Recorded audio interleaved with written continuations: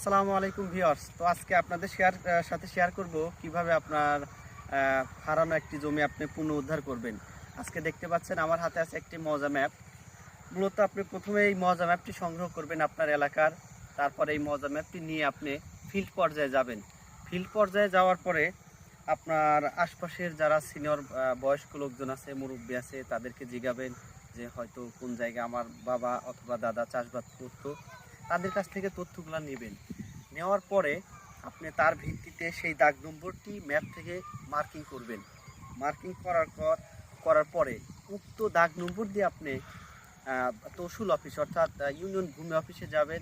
সেখানে গিয়ে ইউনিয়ন ভূমি অফিসে 1 এবং 2 নং রেজিস্ট্রি অনুসন্ধান করুন।